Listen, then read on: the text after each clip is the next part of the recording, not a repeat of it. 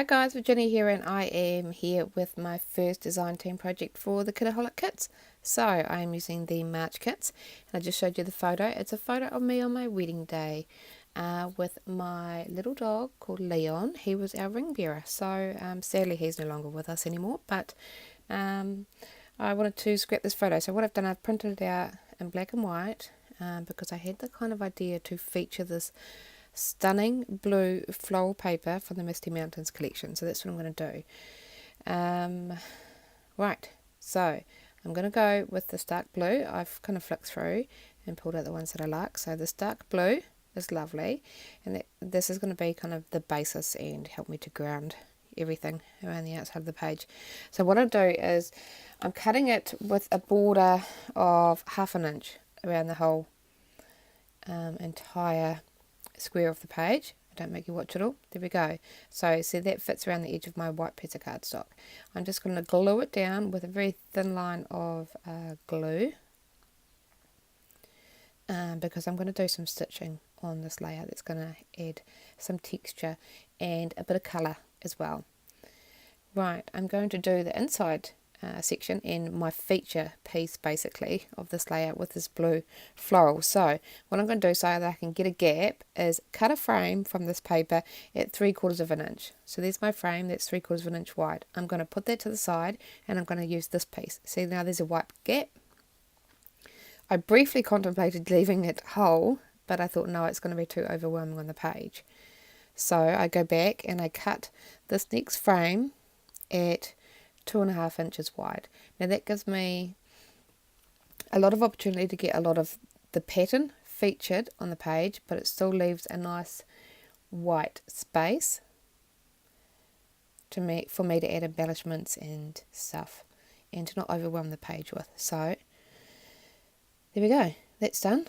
I will put a little thin, just a very tiny bit of glue underneath to glue it down, hold it in place. And then I'm going to do a whole lot of stitching. So here we go, I'm back, I've done my stitching. I've used gold thread, white thread and a navy blue thread just to add some difference. And I've done straight stitching, zigzag stitching, backwards and forwards. Yeah, okay, so I've trimmed off all the ends. I put some washi tape on the ends at the back just to make sure I've held it in place because I didn't bother to pull the threads through or anything, I've just cut them. Okay, so to add some more texture, I am going to use my little distress tool and distress all of those edges on the paper, and I'm just ruffling up a few. But I'm being mindful not to fold them over too much because there's purple on the underside of each of these papers and I don't want the purple to come through. This is going to be a very monochromatic layout. Okay, so I've trimmed down my photo, so it's just got a nice white thin border around it, and I'm just going through the 6x6 papers from the Project Life kit, pocket page kit, and just pulling out blues that I think will go coordinate well with those background papers and be nice photo layers for me. So I'm going to ground my photo on the floral print, the smaller version, so that helps to make it a bit cohesive with the background paper. You can't really notice it, but it's there, it's just a subtle thing. Very thin border of it, and then I will trim that. And then just for a bit more texture and a bit of softness, I'm going to do 2 layers of white tissue paper behind my photo. I'll just trim that off, and then I'll do my second layer. Put that down, and then trim it off. Okay, just trimming the edges off, and I'll just distress those edges a bit. I'll use my paper distressing tool again as well. There we go. Ruffle up those edges. So now I'm looking for a 3rd layer, and I like this blue embossed paper. It was lovely, but I didn't want to do a full layer of it. Here I am auditioning all the papers. Those other 2 weren't quite right, so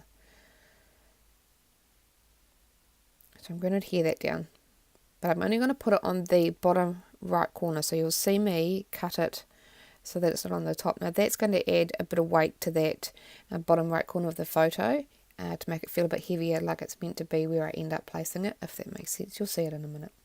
Okay, so I'm grabbing the offcut off that 12 by 12 paper that I used for the border, and that'll be my final layer, and that will help to bring in what's on the border as well. It'll help to coordinate it all.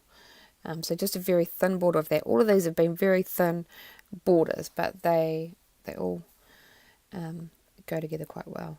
Okay, so I've used my distresser edge distressing tool around the edges of those layers, and now I'm just going to put some fun foam behind where my photo is going to go, because I've propped up those edges of the paper on the background, so there's a bit of dimension there.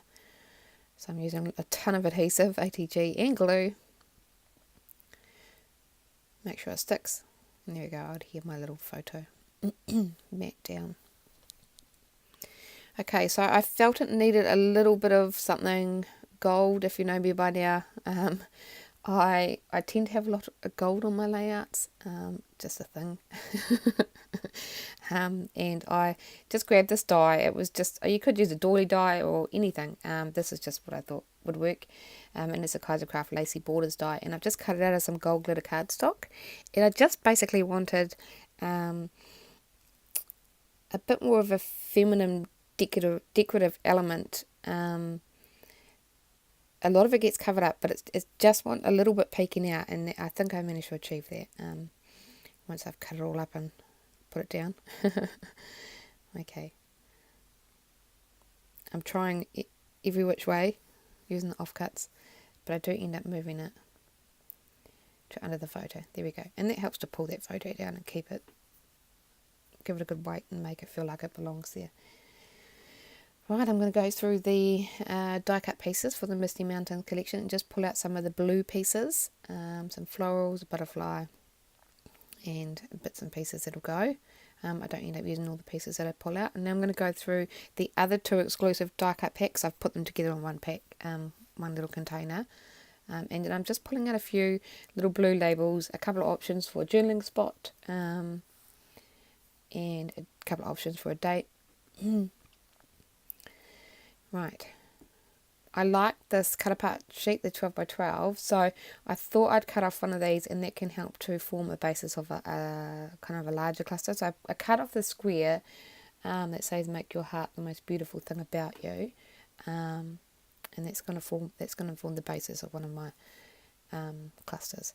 So to make it pop off the page, because it's blue and everything else is blue, I'm just going to adhere it to a bit of white cardstock and cut it out so that it's got a nice white frame about it, and that kind of echoes what's in the photo. It's got a nice white frame and it pops off the page more now.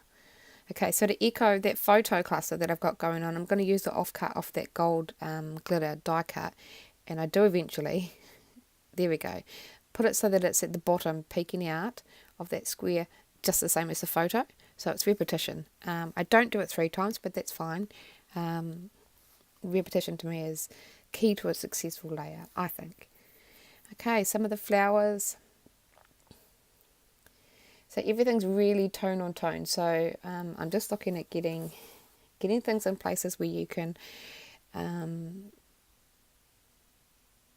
tell that they are not a part of that background, but they look very at home, if that makes sense. Like that floral piece on the photo, it looks like if you looked at it there, it looks like it could be a part of the background paper, but when you look at it in real life, it's got dimension. There's foam tape behind it, so yeah, I don't know what I was trying to get out there. I think you'll find, if you're new to my channel, I ramble a lot. Anyway, okay, I'm just pulling pieces from the bits that I've pulled out. I'm going to cut these 2 little blue hearts off the string of hearts. I didn't want the others because they were not blue, pretty much. So I trim them off, and I'll fuss around with them a bit, deciding where to put them. So I put one down there, and I do end up putting one up above the photo, but that gets moved again later on.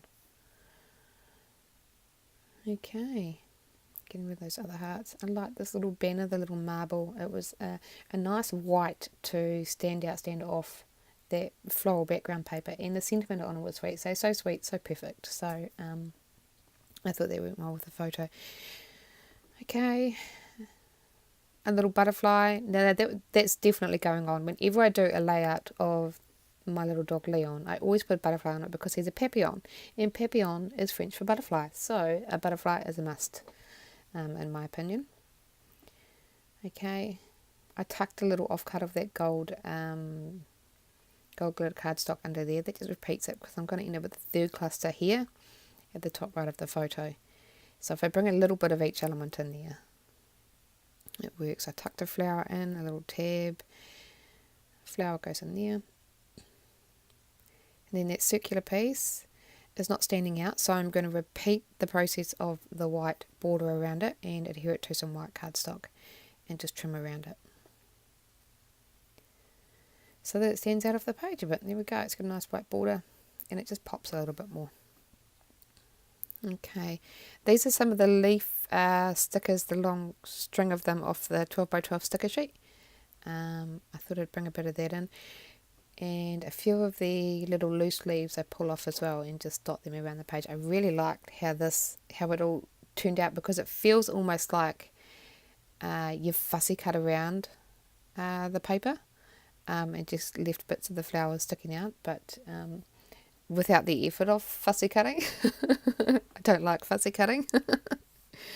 Okay, right, leaves. I tried it there, but it ends up going up the top. There we go. It's pretty.